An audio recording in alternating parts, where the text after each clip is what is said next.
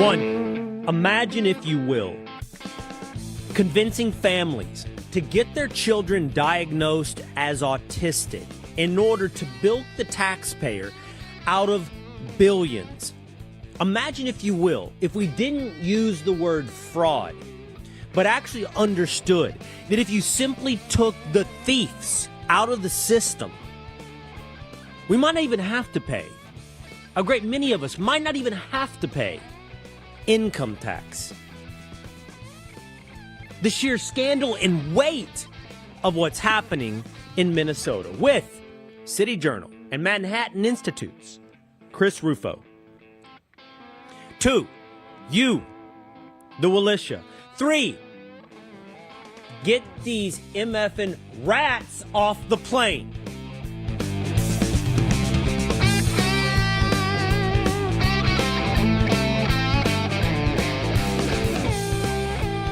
It is Will Cain Country on a Tuesday, streaming to you live on the Will Cain Country YouTube channel. It is hard to overstate, and yet simultaneously hard to sell, the word fraud. The word fraud is white noise. It's boring. It's what's the next news story. The word fraud becomes inventory lost during shipment. Ilhan Omar and Jasmine Crockett have pointed out that fraud is part of the system. It's just sort of the way it goes in the system. It's like a store manager stocking the shelves, talking to the owner. I'm sorry, we lost 5 cans of soup. They dropped during stocking. And that's just the price of business. It's container ships losing cargo into the Atlantic Ocean. It's just the cost of doing business. And for that matter, something many businesses maintain: insurance. And I think that's the way we've come to think about the idea of government spending and fraud. It is as sold by Jasmine Crockett. It is as sold by Ilhan Omar. The cost of doing business. But it should not be. And it is not, if you think about it, beyond the white noise of the word fraud. You're talking about your money, my money. And what is money but compensation for sweat and time? So your sweat, your time, let's carry it a step further. The pain in your knee, the ache in your back, the time you did not spend with your children, being stolen from you and given away to someone else who's faking a claim for autism. Is that yet enough to make you care? Is that yet enough to make the American public think twice? Apparently not. In Minneapolis, Minnesota, Fox News Digital's David Marcus took a trip to Minneapolis to ask them how they felt about the Somali autism, feeding our future, housing scam that stole billions from Minnesota taxpayers and to the bundled up and parka-wearing commuter in the cities of St. Paul and Minneapolis, inevitably white, inevitably upper middle class. The answer was, oh yeah, what about ICE? They didn't care about their own aches, pains, and time spent away from their children being stolen away by Somali refugees. They cared about ensuring that they appear virtuous to a stranger. They might as well at this point invite the illegal immigrant into their home. Not their home state, not the abstraction of home, but the 4 walls and the fireplace and the life that you've built in the suburbs of St. Paul. Invite them into the master bedroom. Give them your king bed. Invite them to come be a member of your family for a short while. And then look the other way and not call them out when they begin to steal and things disappear from the house and the bank account gets smaller and the children's futures get dimmer. Invite them in until you now are in the front yard of your own home. Invite them in until you now are down the street. Invite them in until you now are the refugee. This is the state, not just of Minneapolis. This is the state, not just of Minnesota. This is the state of the United States of America. Yesterday we told you that the GAO, the Government Accountability Office, ran a test on Obamacare. They ran 100 IDs through Obamacare applications. All 100 of those IDs had fake Social Security numbers, fake addresses, fake names. They were all fraud. How many of those 100, according to Senator Mark Wayne Mullen of Oklahoma, shared this information with us and was reported widely last week from the GAO? How many of those fraudulent claims to Obamacare went through out of 100? 90. 90 claims stamped for approval. 90% fraud for Obamacare. You see, it's not just feeding our future. It's not just autism support in Minneapolis. It's not just Obamacare, but if you took the full scope of it, and it's not just inventory lost, and it's not Campbell's soup on the floor in the aisles of the store, if it's not just container ships falling into the Atlantic, if it's actual theft of your time and your labor, if it's actual scandal, how broad? How deep? Across the great scope of the United States government, how much is being stolen by you, from you?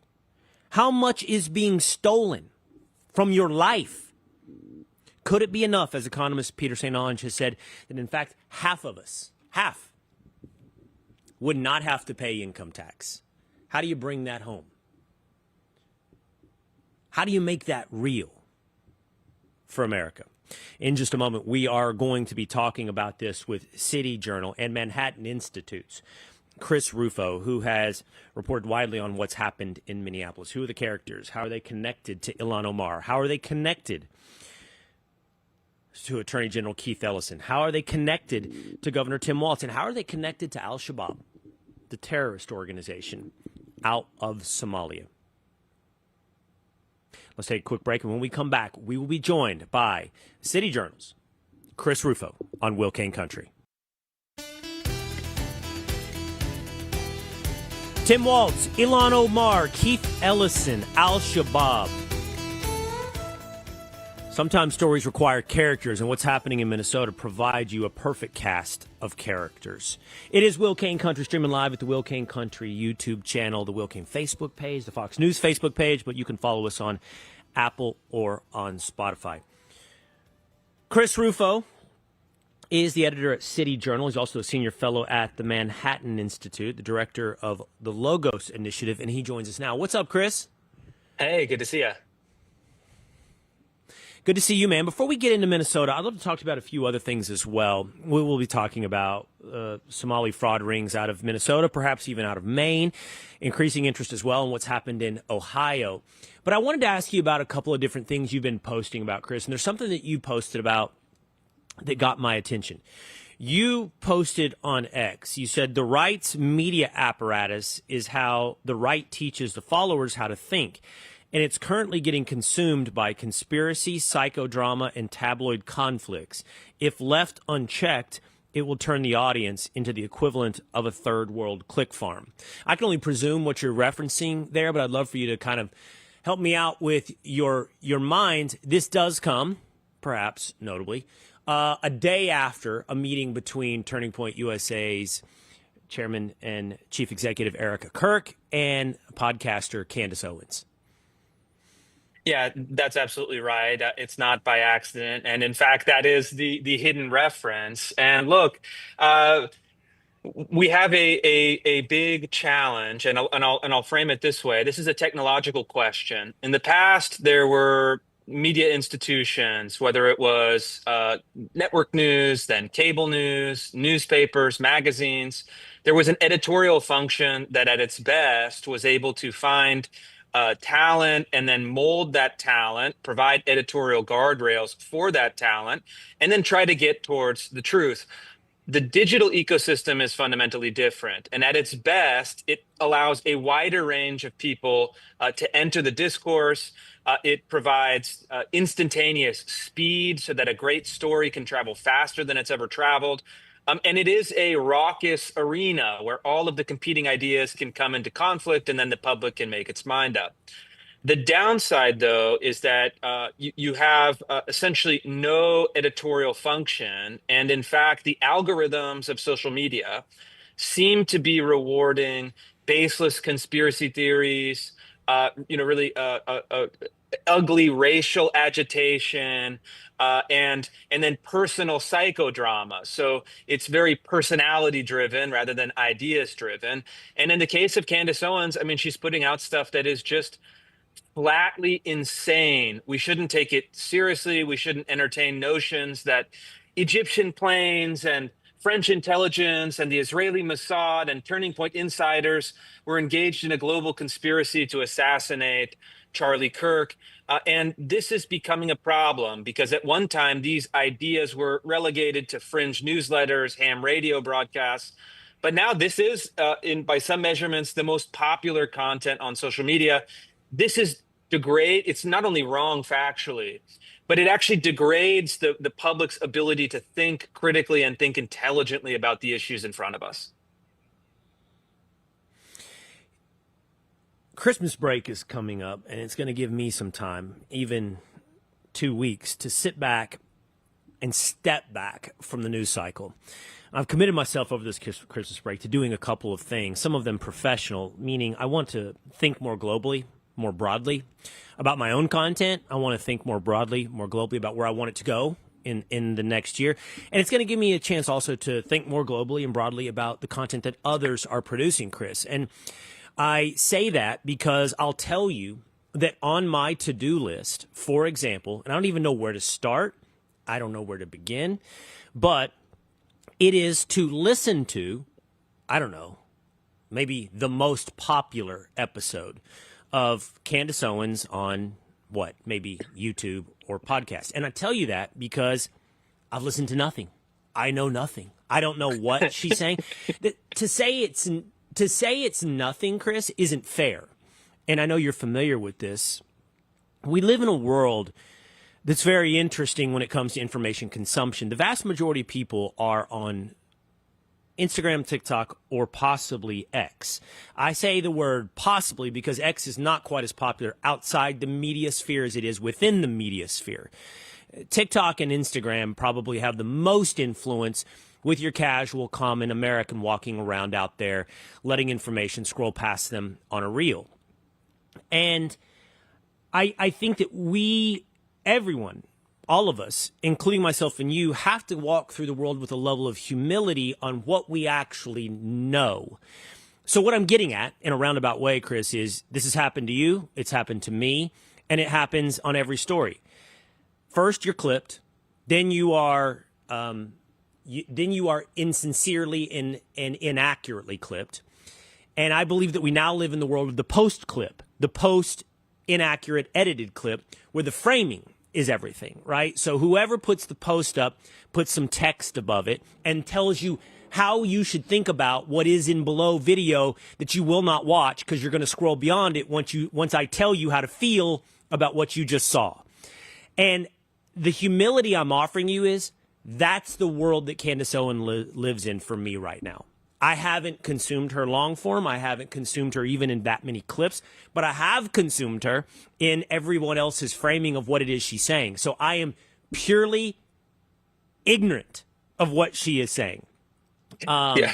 And there are others, by the way. It's not just so. Candace. Okay, and perhaps that is the case. And I'd be curious if you have.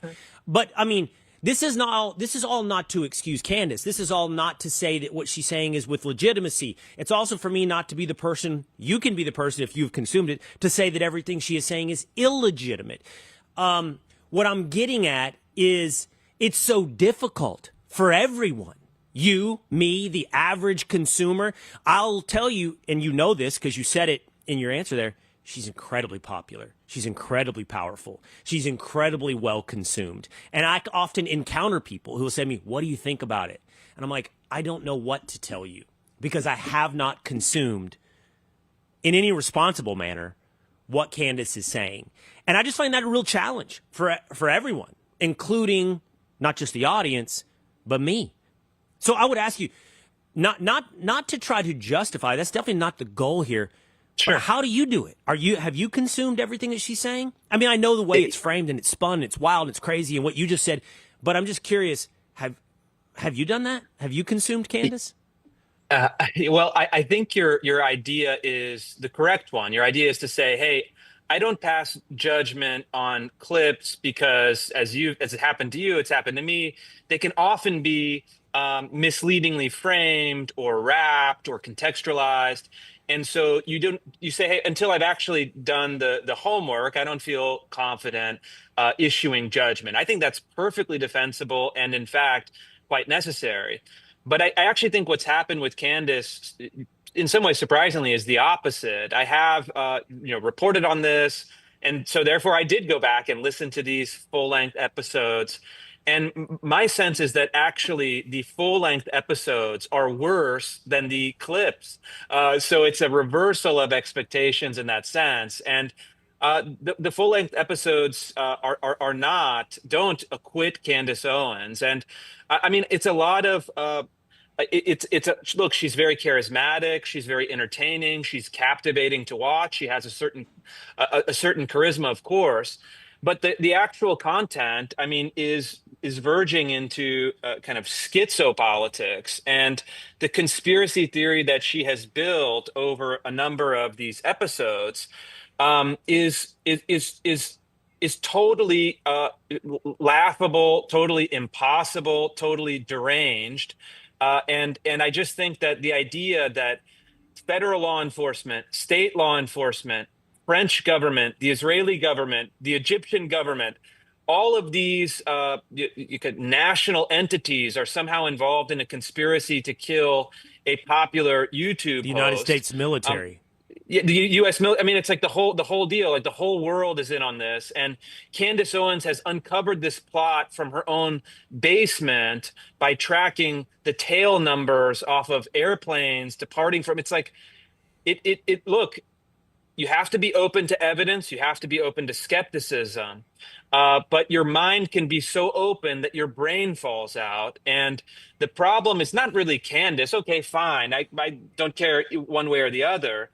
The problem is that this really degrades our ability to think and our ability to make sense of the world. And the fact is, from all appearances, the case against the alleged assassin, Tyler Robinson, is very persuasive. They have video, DNA, the murder weapon, eyewitnesses, a written confession to his trans lover, and even his parents, who supposedly identified him and then turned him in. And so I think that story to me is persuasive, barring, pending other evidence to the contrary. And we want the point of the media, in my mind, is to teach people how to think rigorously, to present the facts in a substantive way, and to guide people towards good action in the world. And the problem with these conspiracy theories is that it creates this void where it creates a vacuum of trust, and it doesn't lead anywhere productive. And I think that justice for Charlie Kirk requires us to be pretty disciplined and to say, if this individual it committed the crime, it appears that he did based on the evidence we know, he should be held accountable. He should be imprisoned for life. He should perhaps face capital punishment, and then we should move from there. But again, I've done the homework, and in my opinion, it doesn't get better. Well, I appreciate you sharing that with us, and I wish I could say the same to this point. I will commit to my audience. I will do some of the homework. I cannot commit to whatever it is, 30 hours of listening at this point to get all the ins and outs. But I will commit to familiarizing myself better with the long-form case made here that I, like everyone else, not only find at the surface level specious, but reprehensible. But I just need to earn that judgment, is what I feel like. I need to be able to earn that judgment, not repeat it from others. And I know, for example, with you, I know with you, I do trust you having done that homework and sharing that opinion with us, because I know your work. I know where you've put that work in other arenas. And by the way, for what it's worth, I'm really enjoying what you're doing with, I believe it's Lomez. I think that the conversations that you guys are having on your podcast are incredible, which I will admit to you, I also consume in clips, not in framing. I actually watch the clips often when they come across my feed, and I'm not accepting someone else's frame of those conversations. I've actually been listening to them myself, and I think that they are incredibly intellectual and insightful and unique and really good.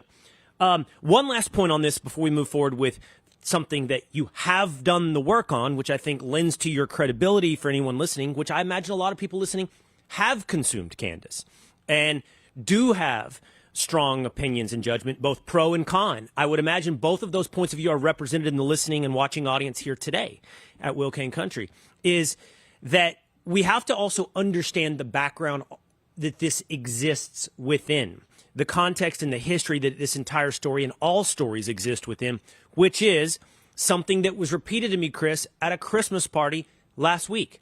We've been lied to so much, and that person is right. And that person, like me and like you, live in a world now of earned skepticism. And it takes hard judgment and wisdom to think about where to apply that skepticism. And another person at this party, and this was a very casual environment, Chris, said, just because you shouldn't believe everything doesn't mean you should disbelieve everything as well. And that is true, and that is wise. And I just think we always have to remember, for everyone watching and everyone listening that was lied to about COVID and lied to about race relations and lied to about individual cop instances and lied to about dozens of stories, that this is the world in which they live and are trying to now discern truth. Yeah, I think your diagnosis is correct that in the last 5 years, the institutions of authority, whether it was the federal government, public health officials, university professors, doctors and scientists, engaged in systematic lying about Media. race, about COVID, about DEI, about all of these other issues. And in retrospect, they accelerated the destruction of trust in those institutions. The question, though, is then how do we respond? And I think there's a temptation to say, well, I don't trust anything that comes out. I'm going to cast total skepticism on any institutional narrative.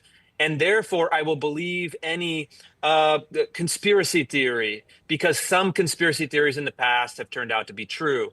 And look, I mean, some conspiracy theories were right. I mean, there was a time when, the origin of COVID in the lab was called a racist conspiracy theory, which in my mind was obviously true the whole time. But because one is true doesn't mean all are true. And so the real best response in an era of institutional distrust is not to have less rigor in how you think and analyze, but to have more rigor in how you think and analyze the world. And so I think conservatives have a real opportunity. The left's institutions have shown to be corrupted. We have to present better institutions, more trustworthy ideas and analysis, and then lead our audience to a way that is more reliable, more robust, more immune to infection by lies and distortions. And so it's a huge opportunity, and I want to see us all take it. And I think that, look, you're on Fox News, and I think that in my experience, Fox News has a great editorial apparatus. You have producers, editors, fact checkers, writers, legal teams that are all trying to create great news, to create exciting narratives on television and radio and print. But they're always trying to say, "Hey, let's check our work. Let's make sure we got the facts right. Let's continue." And so, when I look at places to trust, I think Fox is one of them, and I think that we all should try to figure out how can we hold ourselves to not just a high standard, but a higher standard than our opponents, a higher standard than the people who have let us down. And I think you've done so on this story out of Minnesota, which I think is a story that even with the amount of coverage it has received, deserves yet even more coverage, Chris. And I find it absolutely appalling. And before you join us today, I have neglected to endorse the word fraud. For some reason, the word fraud is boring. And what we are talking about has happened in Minnesota, amounts to, I guess the best I can come up with as a descriptive is theft. It's a kleptocracy. It is on multiple levels, from a cultural level to a political level, absolutely scandalous. And I'm concerned is actually the open sore or the blister on a very sick patient, meaning there's much more of this. Maybe it's in Maine, maybe it's in Ohio, maybe it's not just the Somali community, maybe it's the federal government at large. And it is. There's no maybe to this. It's just a matter of to what extent and how much it can be exposed and how much you can make people care, Chris. And I think as a product of making people care, the characters are very important because that's how people understand stories. So talk to me a little bit about the characters in Minnesota, the people, the literal human beings faking autism, encouraging others to fake autism, creating false meal tickets, stealing billions from the taxpayers in Minnesota and across America because these were funded by federal programs. Yeah, that's exactly what happened, and the cast of characters is fairly interesting. It's not just a simple one-part story. Obviously, members of the Somali community in Minneapolis. I think the evidence suggests hundreds of families, so a huge percentage of the Minnesota's perhaps 80,000 strong Somali community were participating in these systematic frauds with fake nonprofits, fake medical diagnoses, fake services rendered, fake receipts. I mean, it was really breathtaking. There are dozens of these schemes that are currently being investigated by prosecutors. But it's not just that, but in fact, there are Somali political leaders like Ilhan Omar, who has personal and at times professional connections with some of the people who were later indicted for fraud. It's someone like Tim Walz, who represents the kind of white democratic establishment of the state of Minnesota, a famously generous state, built by Scandinavians, had a very generous social welfare system. He seems to have turned a blind eye to this fraud over a number of years. And his administration was intimidated by the Somali community, which at certain points actually threatened, hey, if you cut off the funds to our nonprofit organizations, we're going to call you racist. And then the Walz administration reopened the spigots. And so you have this convergence of kind of naive, blind, cynical, and easily manipulated white liberals. You have the Somali politicians who know how to make threats, get votes, move campaign funds around, dominate headlines nationally. This is like an Ilhan Omar character. And then you have the actual Somali fraudsters who were embedded in Little Mogadishu and Minneapolis, and who saw this and said, this is open season. These people are easy to exploit. This money is easy to take. And they had really no hesitation about it. And the combination of all of these characters resulted in the largest systematic welfare fraud in American history. That's the story that we published. And even more remarkably, 3 different counterterrorism sources told us that some of this money, when it was going back overseas to Somalia, was being essentially taxed by the Al-Shabaab terror network. And so some estimates are that, in fact, this became a major source of funding for terrorists in Mogadishu. And so we have this insane outcome where American taxpayers are unwittingly funding Al-Shabaab terrorists in Somalia. And that to me is a scandal. And it requires people to think not just about fraud. Of course, we don't want fraud. We should eliminate fraud. But it requires us to think about immigration. It requires us to think about our welfare programs. And it requires us to think about what kind of culture produces these outcomes. I want to attack this for a minute now at all 3 of those levels: culture, politicians and characters, and then Al-Shabaab. Let's start with culture for one moment. You and Lomas have covered this. I've covered this on the Will Cain Show. Somalia is one of the most corrupt countries in the world. I believe I saw this from you, Chris. It ranks 179th out of 100 countries, 180 countries in the world, as in most corrupt, the second most corrupt country in the world. Now, we're going to talk in terms that are inherently cultural, and people often revert and get their guards up and get concerned about racism. And I think that we often have to distinguish the difference between racism and culture. And I think people do understand that difference. It's only the cynical or those that attack that want to conflate the two. That being said, you are coming from a low trust, high fraud, high corruption culture. Come to America, do not assimilate. And many people have pointed out the difference between assimilation levels between refugees and immigrants. And there's also a distinguishing, I think, level between illegal and legal immigrants, all in their willingness and interest in assimilation. But refugees being some of the least likely to assimilate. So it's logical to presume that a lot of the cultural mores you left behind, in this case, which would be more tolerant of corruption, get imported into your new society, in this case, Minnesota. You've talked about that. I've talked about that. But you said something interesting to me, which I hadn't considered. The northern states of America, Minnesota, Wisconsin, North Dakota, to some extent Michigan, were originally settled by immigrants from Scandinavia. And that is true, and it is fascinating, because I hadn't thought about this. Those are cultures with high social safety networks, and by the way, high trust. And I never thought about that. Is that one of the reasons that Minnesota is so liberal? We're several generations removed from that immigration, so I'm curious how much that sentiment is retained from old cultural acceptance. Scandinavia, I mean, Norway, Finland, Sweden, Denmark, these are high safety net, previously high trust societies. And then they also created the same thing in Minnesota? I think that is correct. Look, I'm a big believer in foundings. I think foundings matter, and I think foundings are durable. And so, of course, the founders of America spoke English. We still speak English. We have similar culture, patterns, language, traditions, etc.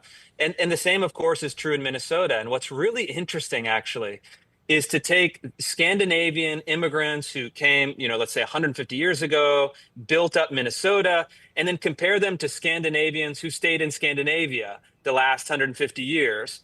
And then you fast forward and you find out that actually the same problem is unfolding in both societies. In Scandinavia, they imported Somalis, they imported other predominantly Muslim populations, and they're having huge problems with fraud, violence, rape, crime amongst these immigrant populations, huge rates of welfare dependency. So Scandinavians have, again, this generous social safety net. These newcomers struggle to get off of welfare dependency. And you have, again, populations that were separated by 150 years of history seem to have replicated precisely the same dilemma. This generous social safety net, this kind of liberal desire to allow refugees from all over the world, which is probably a noble sentiment at heart. And then this culture clash where you're getting the mismatch between the system and the imported culture. And so to me, it's just a kind of shocking reminder that we like to think of ourselves as totally free individuals that have the power to determine our own lives. Absolutely. But in fact, a lot of what we experience, a lot of who we are, a lot of what we will be is severely limited by what came before us. And so when I see these stories unfold, my lesson is, okay, we have to be humble about our own capacity to assimilate, our own capacity to change, our own capacity to determine the destiny, not just for ourselves, but also for others. And to me, this is a cautionary tale. Immigration sometimes works. America has had the most successful immigration system of any country in history. But immigration doesn't therefore work all the time. And we have to be very selective in which kinds of folks we let in. And on the last question, the question of culture versus race, America actually has had very successful immigration from Nigeria, which is a West African nation, sub-Saharan Black Africans. And our immigration policy vis-a-vis Nigeria has been to invite the most educated, the most affluent, the most entrepreneurial, and really the most capable immigrants from that country. And as a consequence, Nigerian Americans are enormously successful. They have a very high median income. They have very high, kind of social statistics, and because it's a small population, they've been more able to assimilate. And so, look, um, culture matters. It's not racist to try to look at culture. In fact, it's quite important. All right, second level, Chris, the politicians and the characters involved, you brought them up, but it seems that while we do need to, and you've reported on it, and we intend at the Will Cain Show, Will Cain Country, to understand the characters involved, the literal human beings who stole and faked autism and fake meal tickets. It's hard to imagine this was done, Chris, without complicity or a willingness to look the other way by very powerful people. You've talked about the proximity of Ilhan Omar to some of these characters, also Attorney General Keith Ellison, also Yes. close proximity to some of these criminal characters. And you mentioned Tim Walz. It just seems impossible, Chris, that this was done without at least some level of complicity from the inside, from the system, from these politicians. Yeah, and it's a great. I think it depends on what we mean by complicity. I don't think that there's certainly no evidence that any of these individuals, Walls, Ellison, Omar, were involved in the fraud, personally benefited from the fraud, or even knew the details of the fraud. But what is true, and I think this could count as complicity, is that they were well aware of reports of this fraud, and they turned a blind eye to this fraud. That's well documented. There were officials within Minnesota state government, federal prosecutors, other local media entities that were raising the alarm about this fraud, documenting the mass theft.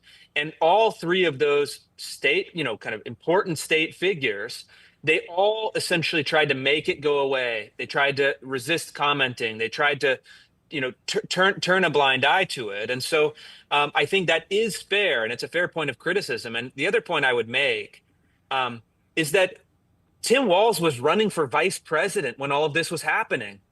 And our national news media was so disinterested in investigating his actual record. There were no stories about this fraud in any national outlet while this campaign was ongoing. And that to me is terrifying and deeply disturbing as an American, where you want your media to give you the full story about the candidates who are seeking the highest offices in the land. And the failure on the media's behalf was, I think, very stunning and very concerning. And it raises the question, if nobody noticed this, the largest fraud in our history, what else is happening behind the scenes that we don't know about? And I hope that others all over the country, as you mentioned, in Maine, in Seattle, in Ohio, and other places where you have a high density of Somali migrants, are similar schemes happening. It's certainly worthy of investigation. And the third and final level is, again, something I think I learned from Chris, but 40% of the Somali economy is remittances. It's no surprise then that those remittances were finding their way into the hands of a terrorist network, Al-Shabaab. It's incredible reporting. It deserves more. It deserves more attention, and you can find it at City Journal. Chris, we appreciate the time you hanging out with us today. Great conversation. Thank Chris you so Rufo. much. Great to chat. Thanks, Will. All right. There he goes. Chris Rufo of the Manhattan Institute and City Journal. Over in the Willisha, by the way, in the comment section on YouTube and on Facebook, the people are chiming in. Layla Brown says, I'm absolutely furious. Jay Elliott says, every state should have a department of Doge. Carmela Canali says, this is different than cargo getting loose. There is no insurance to get it back.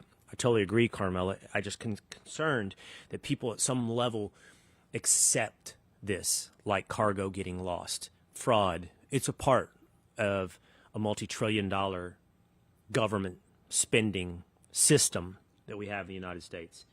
And then Layla, BW4XU, says, we have to get them out. I've got more comments from you, the Willish. I want to break down a couple of elements of what we just learned from Chris Rufo and talk with you when we come back on Will Cain Country.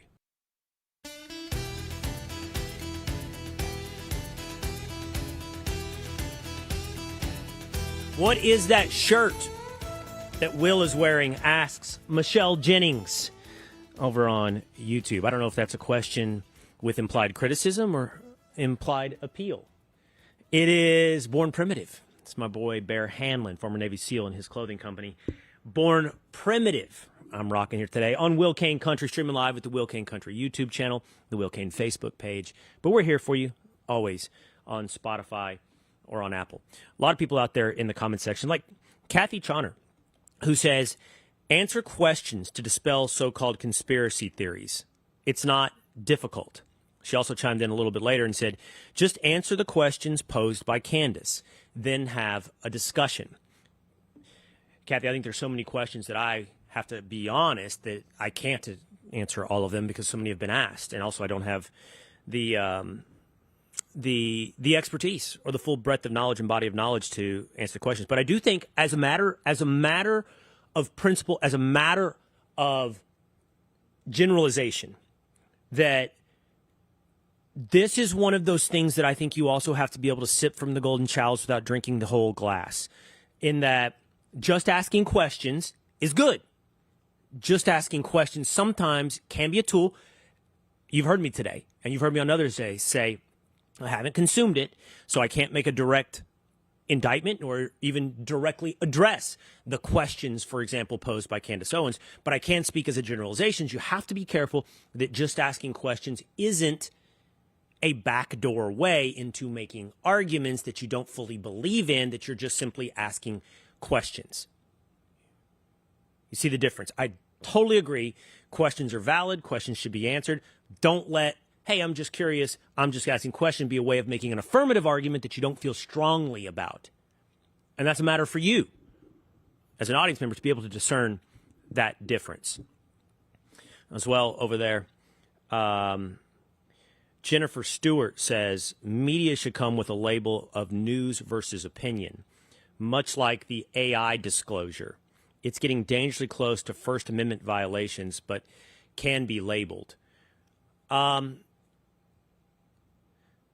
of me wants to say I think that a discerning listener or viewer can tell the difference between news and opinion. And yet I also see the way that some do it, and I think mostly of CNN in this respect. For example, when one tunes into MSNBC, I think you know what you're getting. I think everyone knows what they're getting. It doesn't need a label. But the way that, at least historically over the past decade, CNN has done it is it definitely have opinion slip through under the guise of news. Things stated as fact that are opinion, things stated as fact that are not fact. And I can sympathize with the need for that should someone be watching. Jennifer also jumped in, Jennifer Stewart, and said, but I also believe elected officials should be treated as under oath when they spout crap on camera. That will stop all the lies coming out of Congress. You ever see them give testimony during like a House hearing? They're under oath. I'm not sure it's ever stopped anyone from lying. It's not the law, but the enforcement of the law that actually is the measure of accountability. Tinfoil Pat, 2-a-days Dan here. I can only imagine that Dan pulled Tinfoil Pat up because he's somehow, in some way, wearing a bright green hoodie pulled up over his head. What are you? It's very cold here. What are you doing? Are you about to star in what are those characters? The could be about to get into a rap battle. Yeah, right. Mom's spaghetti already vomit on a sweater. I don't even know what I would rap about. Just really cold. Yeah, I don't know. It's hitting 50. I don't know either. We were talking this morning after meeting Patrick last week in New York. We were talking about the evidence right now to try to catch the shooter at Boston University. Not to make light of this, but the videos that are coming out, it's like asking the public's help. Like, what are you supposed to? Brown University. I don't see his face. I see a dude like in all black. He's being described now as 5'8", stocky, But what do you learn from this? I mean, like, I don't see any distinguishing. There's a new one coming out. Characteristics in this dude. I prefer the word one girthy. Coming out. Okay. That's what Kennedy says. You prefer girthy? Yeah. To what? Stocky? Yes. I think stocky is much more flattering than girthy. Well, Neither of them are great. But really, the only characteristic that stands out, and I said this on TV yesterday, and I kind of was like, does anybody else share this opinion with me? He does have a distinct gait. It's almost like he's kind of like limping on his right leg or his right foot turns out. I don't know. That's what I saw in one of the videos. And I'm like, can somebody see that and be like, yo, my brother-in-law walks like that? But Patrick pointed out, and I think we can all endorse this after having met him in New York, where he tried to get away for something. First of all, he's not getting away fast. Hey. And second, yes, he has a distinct gait. I do think he'd be toast, even with that hoodie up. You would know, like me and you, Will, would know that it's Patrick. We'd be like, oh, well, that's his face. Not before last week, Dan. Yeah. Not before meeting him in person. That's also true. Now, having met him in person, yeah, he's not getting away with a crime. No. I got to think 3 steps ahead. Yeah. I still find it shocking that someone can do this and escape all cameras. Like, escape. To this point, Dan, we'll see what this new video has, but cameras that don't reveal your face. I'm Luigi Mangione, Tyler Robinson. These guys are on video, as one would expect after doing something. And, I mean, Robinson's video is less, from what I've seen, less obvious as Mangione's video. But I just can't believe this guy is walking around. Brown's in Providence. Is that right? Yeah, I used to live Brown's in Providence? Right on the campus for a long time in college. It's totally escaping cameras. It's right on this street called Thayer Street, and there's just all restaurants and bars and stores. And there must be so many cameras there. Like it's the biggest populated area of people in that city. That's crazy to me. All right. I think Chris Rufo is incredibly interesting. I think Chris is incredibly thoughtful, really well researched. And I think that the things that he shared with us, not just about the actual fraud, but he makes an important point. He revisits that this story is not just about government fraud. This story is not just about corrupt politicians. This story, as much as I, at the outset of the show, think it's important to try to help people to understand how it actually means something for your life. Like, our tax dollars are not inventory lost on a store shelf. Our tax dollars are our blood, sweat, tears, and time taken away from us, given from our children to somebody else. In this case, perhaps Al-Shabaab, which is pretty freaking outrageous. You know, I didn't go to my kid's soccer game because I got to send some money over to Al-Shabaab.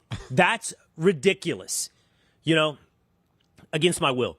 But it's also a story of immigration, to his point. And the cultural conversation, which I find absolutely fascinating, not just the Somali side, but the Scandinavian side, and the corollary with what's going on and it is, I don't think we keep up with that a lot, Norway, Sweden, Denmark. High trust societies, by the way, racially homogenous through most of their history, very open to huge social safety networks, like Poles popularly. They're not Americans. They like the idea of giving away their money to each other and creating a nice little hammock for society to count on, regardless of what happens in life. They've done the same thing that's happened in Minnesota. They've taken in all of these people from all of these places under refugee status and other elements, and now it's different. They're losing trust. Their trust, they always polled happiest countries on earth. You guys ever see that? And the left would often use that as an endorsement of the social safety net and socialism or democratic socialism. Yeah. It's going down. The happy polls in those places going down. The endorsement of the social safety net going down. Cohesiveness going down. Crime going up in these places.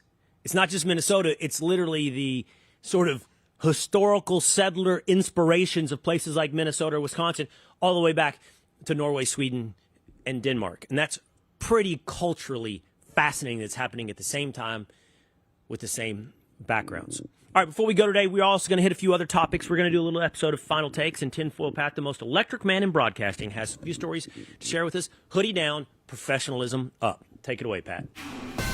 Final Takes.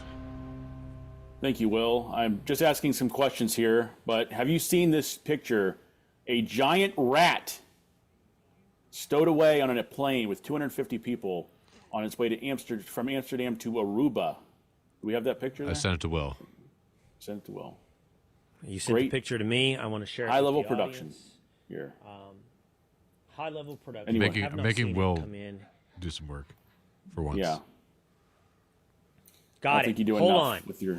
Producing as we speak. Yeah. Boom. Here it is. There we go. It ain't no small rat either. What is he on? Drugs? Is he on the divider between first class and coach? Yeah. Like there's a curtain beneath him, I and wouldn't he's know. like up on the bar. Yeah, that's what it looks You've never like. even sat close I've never enough in gotten coach close. to I've see never the gotten divider close. with first class.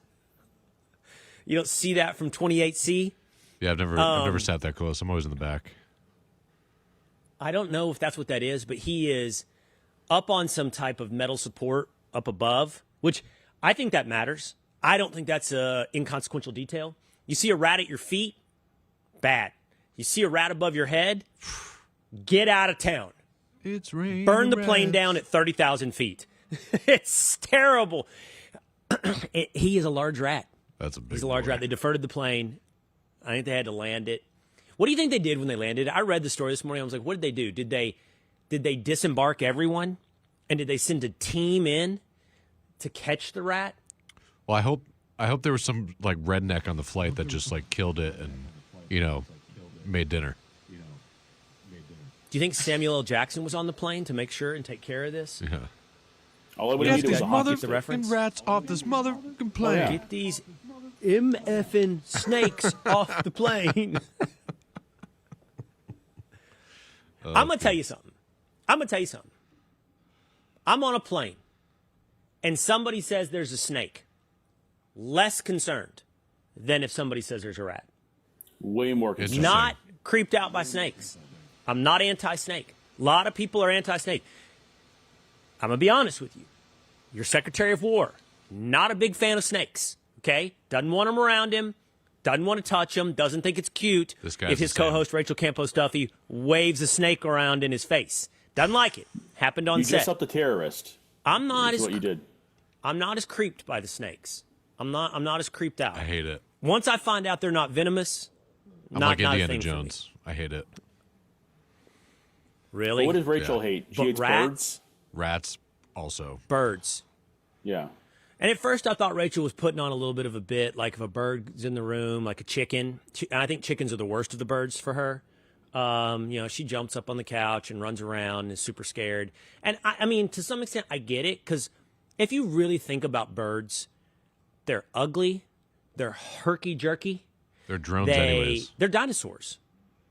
They're not drones, they're tiny dinosaurs. You know that, right? Like, they're the closest to dinosaurs, I think, genetically. Huh. And I get that with their sharp claws and their featherless and hairless feet. I'm not scared of birds. Are you but scared of birds? I can identify.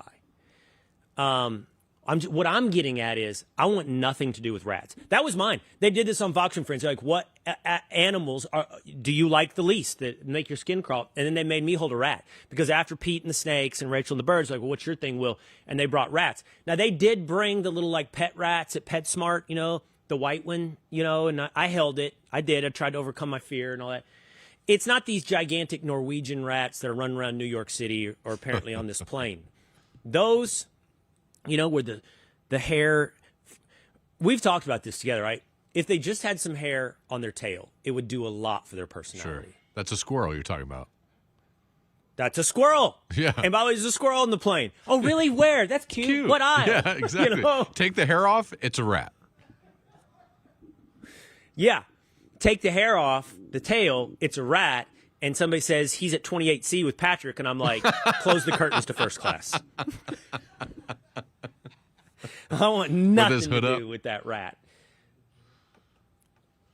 Man, quick story. So when I lived in New York City, I have two dogs, which some of the audience has become familiar with, Saint and Violet. They're both Dobermans, but they are sequels. Everything is living up to the first great movie for me, which was my first Doberman, Leon. And I got Leon when I was in college. I had him for 12 years. He lived with me in California and Texas and Montana. The end of his life was in New York City. And, I would say his life in New York was split between still vibrant and then he turned the corner and he was old. But while he was still vibrant, we were walking down the street. And Dan, you're familiar with this because you're a New York City creature. when the trash is out and all the bags are on the street, then you see the rats running back and forth between the building and the trash, right? Disgusting. So one day, I'm walking Leon, and he is older, but he's still pretty vibrant. And all of a sudden, he goes to the ground, like his front end. And I'm like, oh, he tripped. You know when your dog starts getting old and they start tripping? It's super sad because they were so agile and athletic. And I kind of pulled on the leash to get him back up, but he hadn't tripped. He had lunged. And when I pulled up on the leash, he came up, and he had a gigantic rat in his mouth. Oh, no. And it was hanging out both sides like this. Oh. And I was like, ah! And he was like, and I jerked him, and he tossed the rat up in the air, and it went down into the little lower level of one of these brownstones. And I was walking to the corner store, and because I was going to get something, at the bodega, and I tied him up outside. I didn't take him in. I tied him up outside. And in New York, you meet people that you don't really know in the dog world, but they kind of know you because they recognize your dog because you see them at Central Park when the dogs are leash free. And I came out of the bodega, and this lady that I didn't really know but knew my dog, she's like, oh, I see him every morning, was petting him, and he was giving her a kiss. And I was like, no. I wouldn't, not right now. Just had a gigantic rat That's so gross. in his mouth. Yeah, stay away from those New York City rats. All right, what else you got, Tinfoil Pat? I don't know if you've heard this, just asking more questions, but the transfer portal is open, and there are a lot of quarterbacks entering it. Brendan Sorsby of Cincinnati, DJ Lagway, who some people said was the best quarterback in college football going into this season, is leaving Florida. Sam Levitt out of Arizona State, Dylan Raiola of Nebraska. They all seem to be headed out of town. What do you think? Yes. I think I'm fascinated by this. This is as of today. These are some of the most heralded, I would say, quarterbacks in college football. Not necessarily the best performers, but guys who haven't quite lived up to their, like Dylan Raiola. He was the third-ranked quarterback coming out his year. DJ Lagway, huge, 5-star. And now they're in the transfer portal. And I started thinking about who's going to need quarterbacks. Pat, that's what I started thinking about. Like, where do these guys end up? And Florida Texas is going to need a quarterback. Texas Arch is coming back. So I didn't know if you knew that. Arch is going to be back. Yeah, I did there know was concern. that. Trust me. I saw it this morning. It's official. Arch is back as a Longhorn. Florida, LSU, Miami. Vandy. Programs are going to need quarterbacks. And who knows what's going to happen at Michigan? Who knows what's going to happen at Michigan? How many guys are going to be hitting the portal? They already have one guy out, but it's not the starter. So, well, you've got to guess more than that. You've got to guess Michigan. It's going to be rats QB heading wise for the door. Who's the Notre Dame quarterback again? Yeah, Carr. do you know? I'm kidding. Oh. Of course I know. Did you know though? Yeah. CJ Carr. Here we go. Musical chairs in college football. Some big quarterbacks, some big programs going to be starting over next year. Tinfoil, as your final story in Final Takes, do you have this headline? Scuba, yes, skydiving, and golf. Black adults embrace sports that defy stereotypes and bring joy. Huh. This, the headline from NBC News, Pat. That's pretty much just a story. I mean, it's like black folk are just going out there and going crazy with tennis and, all kinds of things that not just football, and I guess they don't really do baseball Doesn't so sound much right. here, but basketball, So getting out there, doing Tiger Woods mixing it up. Tiger Woods would have a word with you, but yeah, sure. No, but he's right. This is the reporting from NBC News. And the reporting is, thanks to the destruction of systemic racism, that more of this world has been opened up to black Americans, and they are living better lives because they're now scuba, skydiving, and golfing. And what I would ask is, anyone out there in the audience who happens to be black, how's it going? How's the skydiving? I would love for you to call in. Yeah, what do please. you think of scuba? Me, not a big fan of scuba. Feel like it's cold and it's sightseeing. But now that systemic racism is over, I'm curious. Can we get some reviews on these new hobbies? According to NBC News, it's living the best life because we finally defeated. By the way, that in and of itself should be the headline.